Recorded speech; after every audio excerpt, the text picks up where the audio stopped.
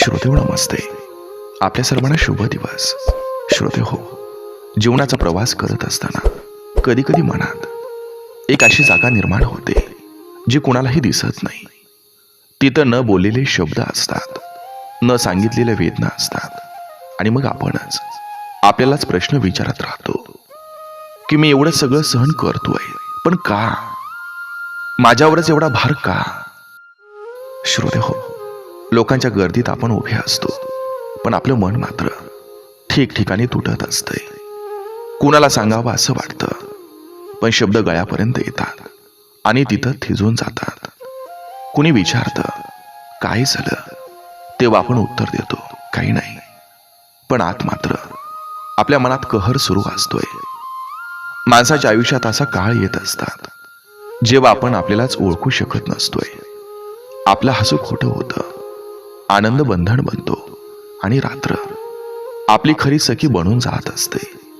श्रोते हो, रात्रीच्या शांततेमध्ये आपण सगळ्यात जास्त तुटत असतो, सगळ्यात जास्त आठवतो, सगळ्यात जास्त हरवतो.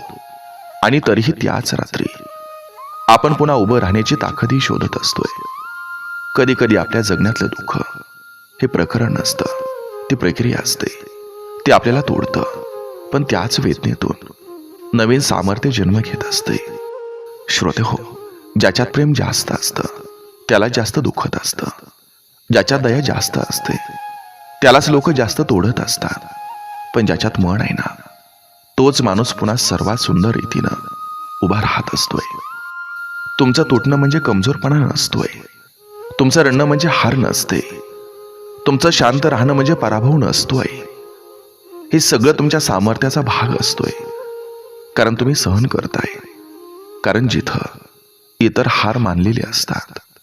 श्रोते हो, वेदनेला मिठी मारणारा माणूस आयुष्यात कोणत्याही वादळाला हरवत नसतोय, कारण त्यानं आधी स्वतःच्या मनातल्या सगळ्या मोठ्या वादळाला शांत केलेलं असतं.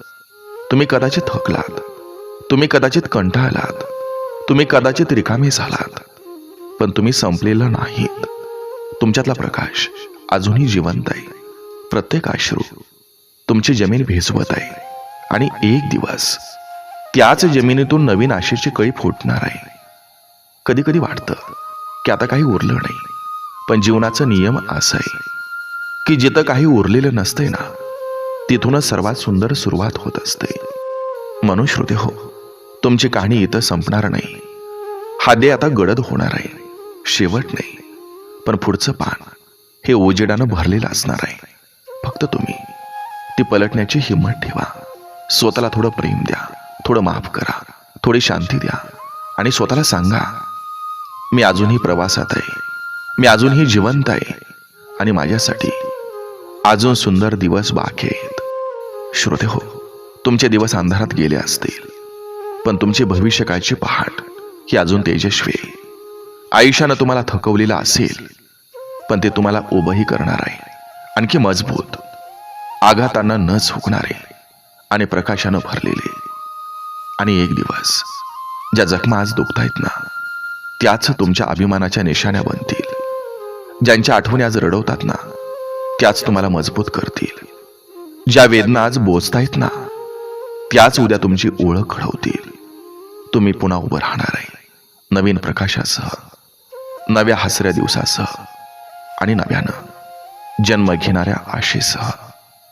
बघा, पटतंय का? पटलं तर नक्की विचार करा.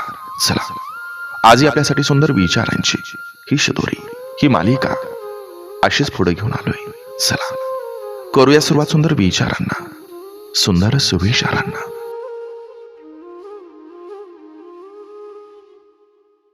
सगळंच नाही जमलं तरी चालतं, पण मनाची शांती मात्र हरवू देऊ नका.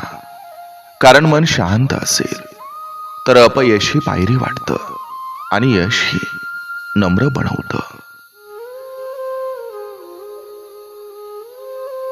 नाती जपायची असतील तर थोडं वाकावं लागतं, कारण ताट राहणाऱ्या फांद्या या वादळात तुटतात, आणि लवचिक फांद्या या वाचतात.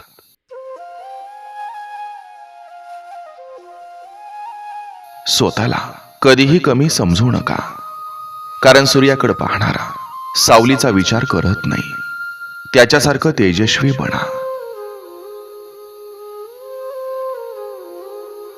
जीवनानं खूप काही शिकवलं. कोणाला हसवायचं, कोणापासून दूर जायचं आणि कोणासाठी मनात जागा ठेवायची. प्रेम म्हणजे शब्द नाही, ती उपस्थिती आहे, ती सोबत आहे, ती न बोलताही समजून घेणारी शांत ताकद आहे.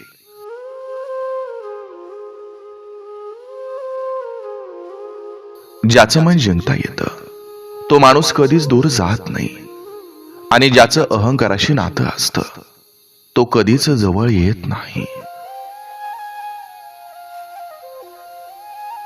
आपण कोणासाठी काय केलं ती लोक विसरतात, पण त्यासाठी बदललेला स्वतःचा स्वभाव कायम लक्षात राहतो.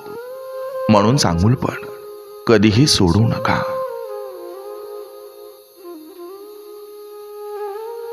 ज्यांना तुमचं चांगलं करायचं असतं ते कधीही गाजावाजा करत नाहीत. ते फक्त साथ देतात आणि तुम्हाला उभं दिसलं की शांतपणे हसतात.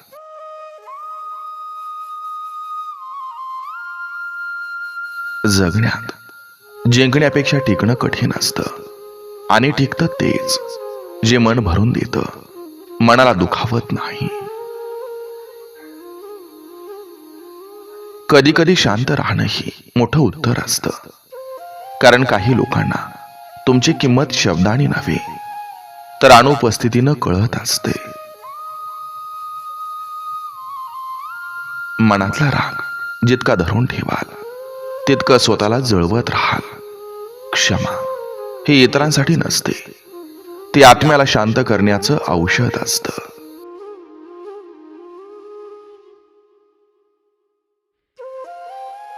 सुख मिळालं तर नम्र व्हा, दुःख मिळालं तर धीर धरा, कारण दोन्हीही तात्पुरतं असतं, पण तुमचं मन मात्र कायमचं असतं.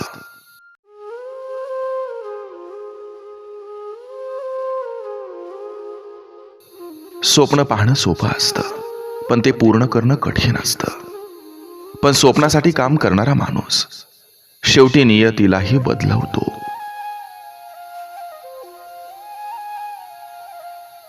जिवाळ्याच्या माणसांकडूनच जखमा खोल मिळतात, पण त्याच जखमांमधून मन शिकतं. जग पाहायला नवी नजर मिळते. लोकांनी तुमच्याबद्दल काय विचार करावं हे कधीही तुमच्या हातात नसतं, पण तुम्ही कोण आहात हे मात्र पूर्णपणे तुमच्या हातात असतं. स्वतःच्या मनाशी प्रामाणिक असणं हीच खरी पूजा आहे. देवापेक्षा मनाला फसवणं अधिक पाप असतं.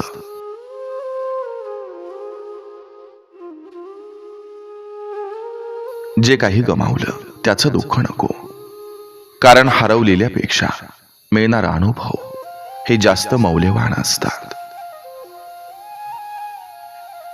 जीवनात काही लोक भेटतात ती धडा शिकवायला, आणि काही भेटतात ते औषध बनून दुःख बरे करायला. अपेक्षा ही मनाची भूक असते. जास्त खाल्लं की मन आजारी होतं, आणि योग्य वेळी उपाशी ठेवलं की माणूस मजबूत होतो.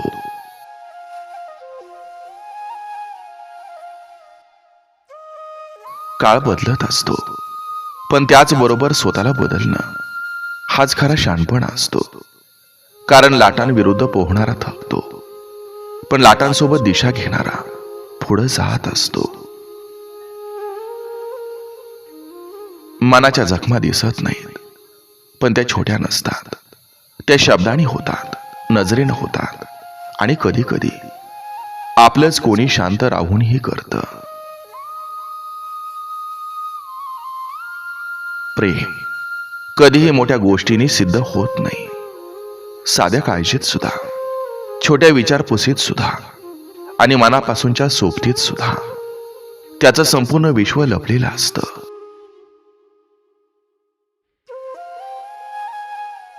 दुःख येतं ते तोडायला नाही, घडवायला येतं. जेव्हा मन तुटतं तेव्हा आतली शक्ती जागी होते, आणि माणूस स्वतःलाही न कळता पर्वतासारखा ठाम बनतो.